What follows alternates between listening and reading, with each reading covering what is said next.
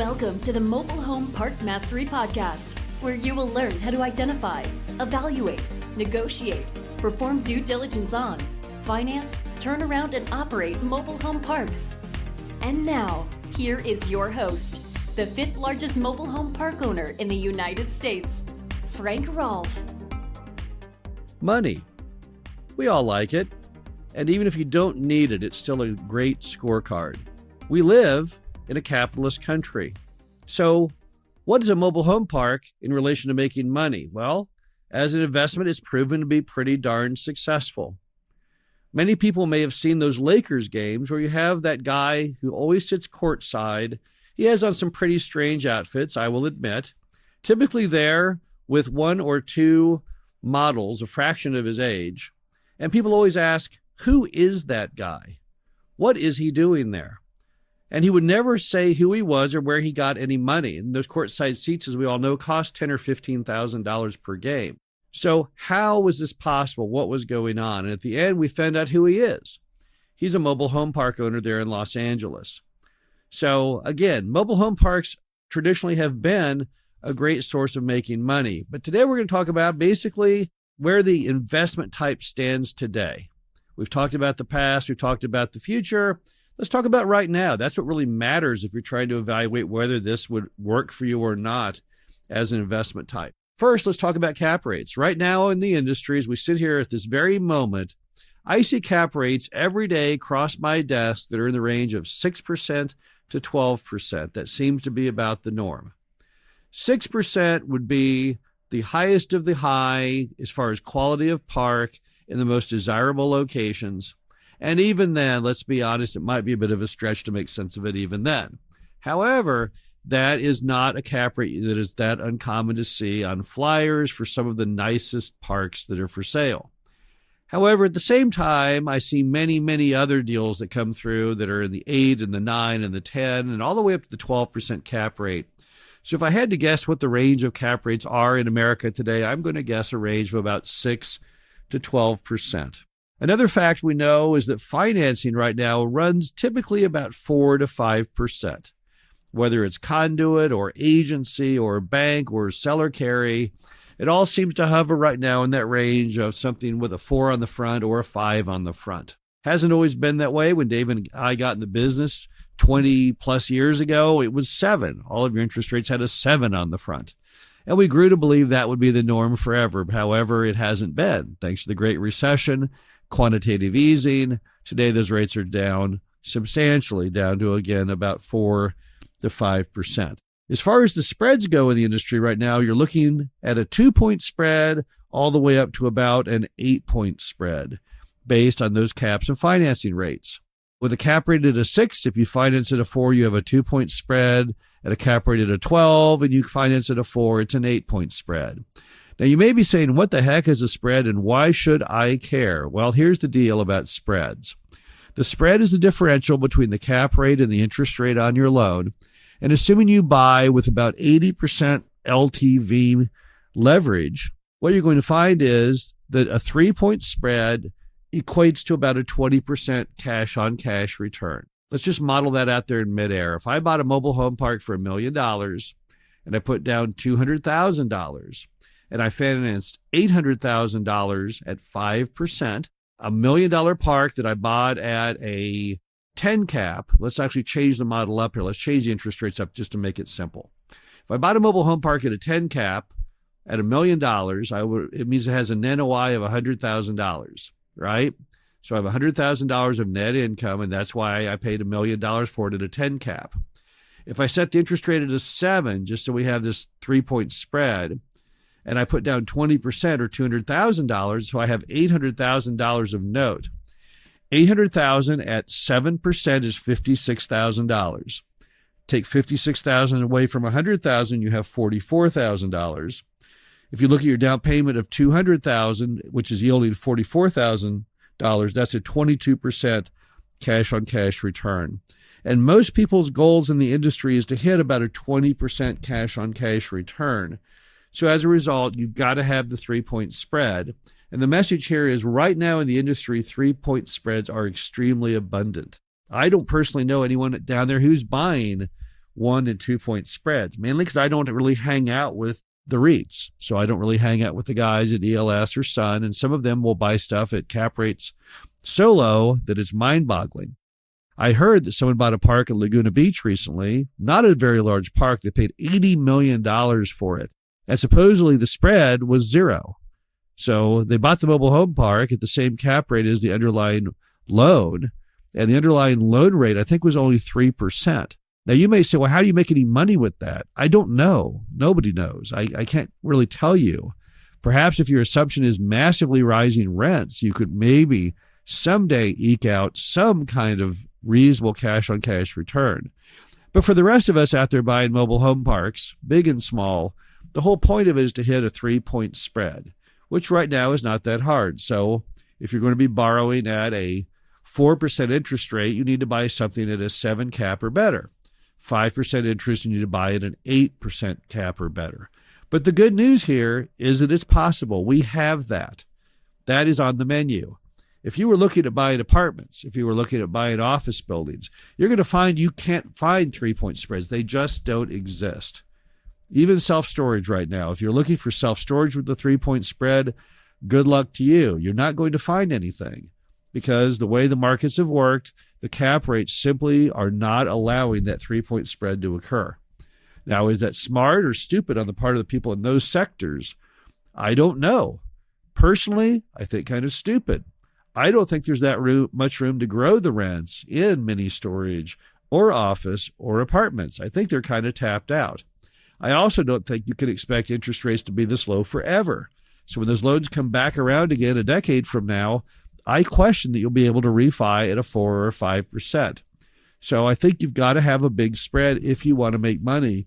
And even if you just want to sleep at night, knowing that you didn't overpay for the property.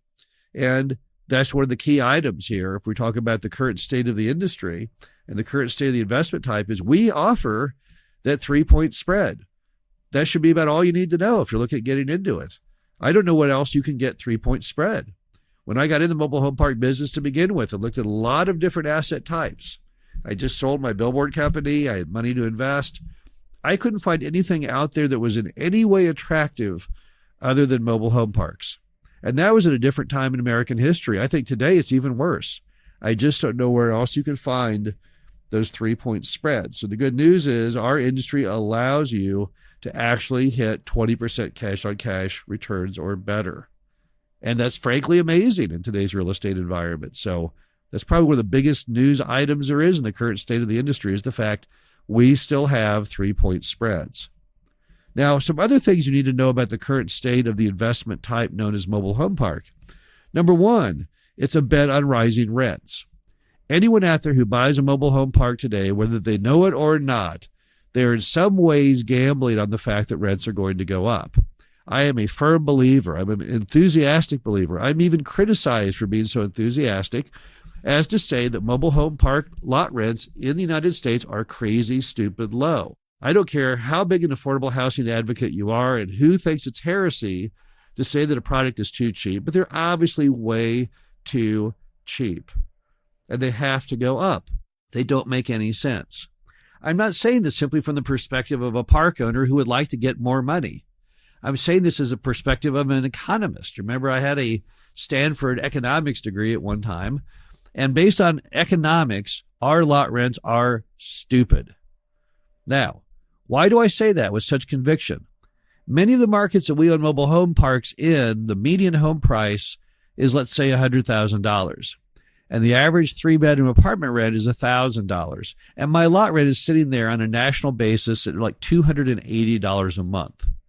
How do these three compare? How is there any correlation in those three subsets of numbers? And the answer is there's not.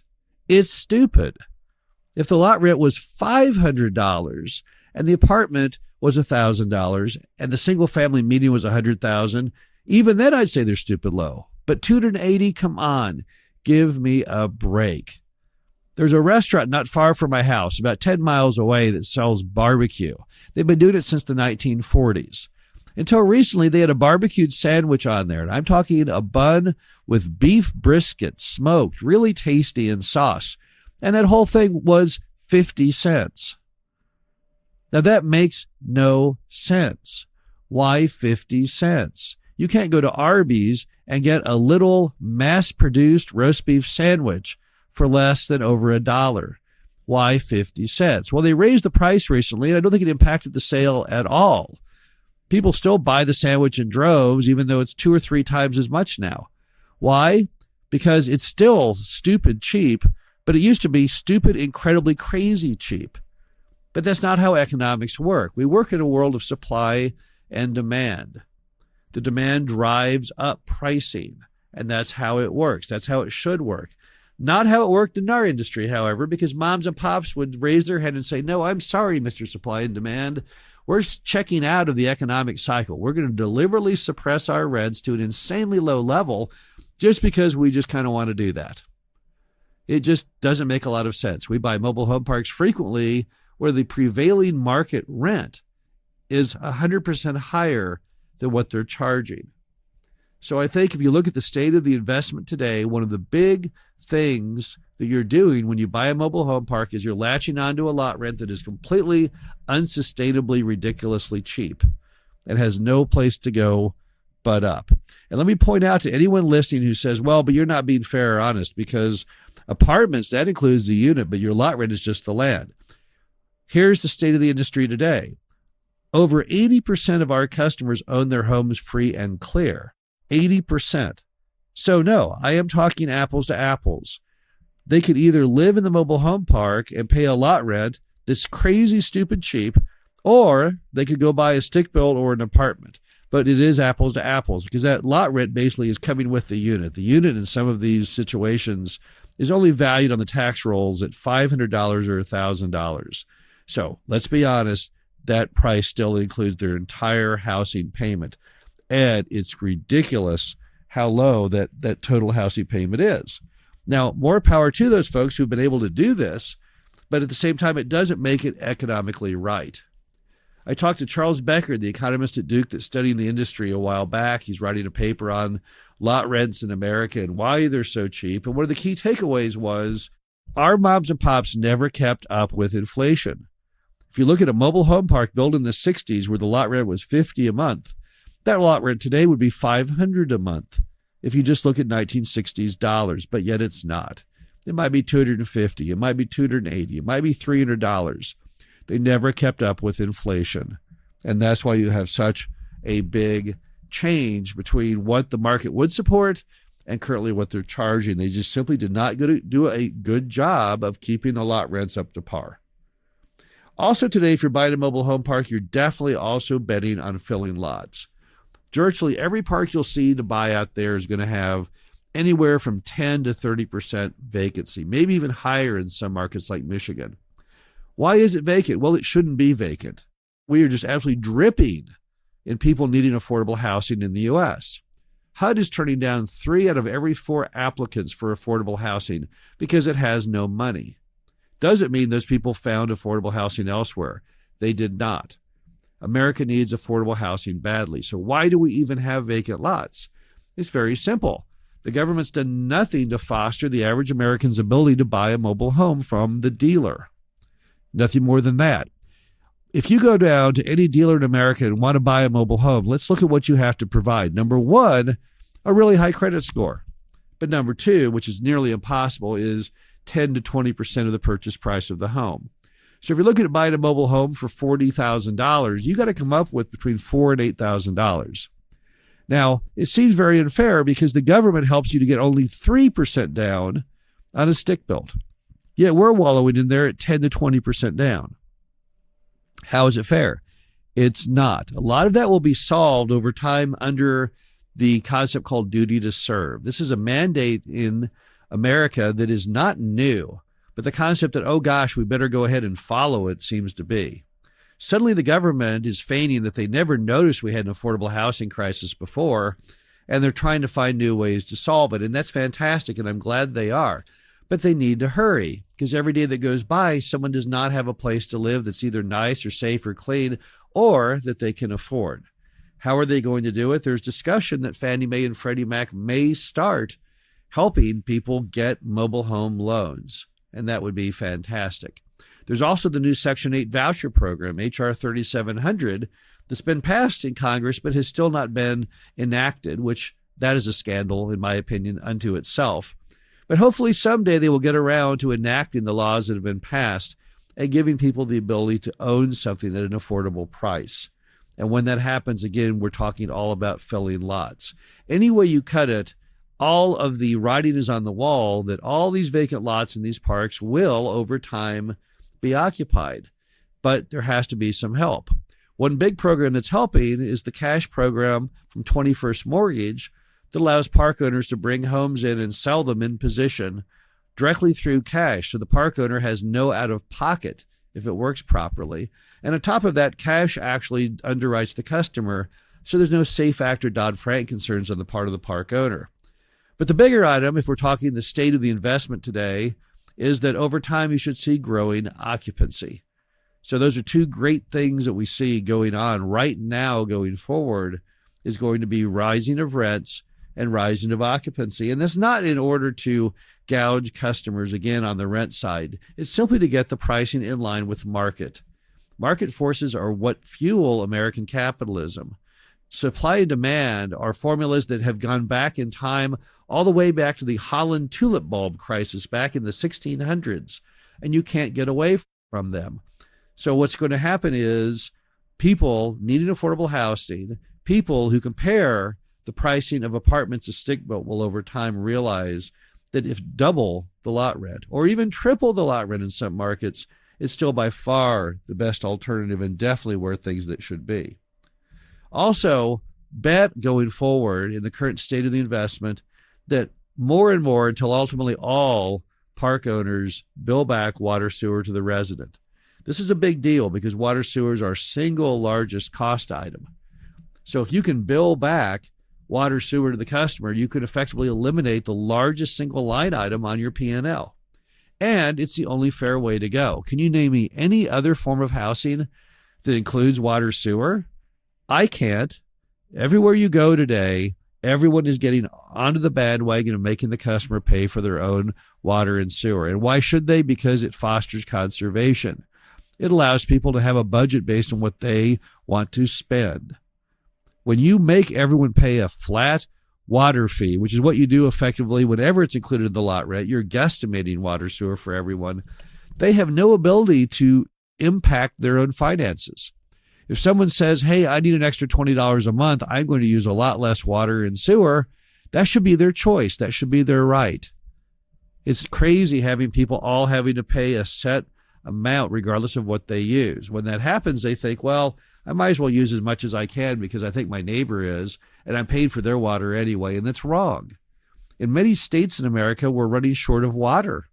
Look at New Mexico, look at California, look at Arizona, look at Nevada. Water is becoming scarce. The only way to foster conservation is to bill back water sewer to the resident. And, oh, by the way, it also is great for park owners because it eliminates our largest single line item. And I think as the industry matures and you see more park owners getting involved in it and bringing professional management, you're going to see more and more people pushing water and sewer back on the customers. But the good news is, even right now, it's the norm. If you're looking at buying a mobile home park today, right this second, you'll see that old mom and pop probably gave all water and sewer free in the lot rent.